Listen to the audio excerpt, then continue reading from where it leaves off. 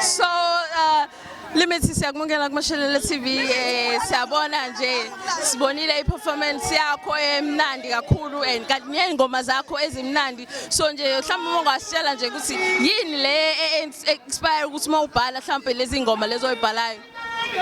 I think uku-understand into esuke ifuna abantu ngaleso sikhathi kungekuningi nje ngeke ngichaze but uku-understand into esuke ifuna abantu iminyaka iyashintsha. Yeah. So kahle ingoma zakho nje into esiphilayo nje insuku zonke into eyenzakala empilweni nje insuku zonke.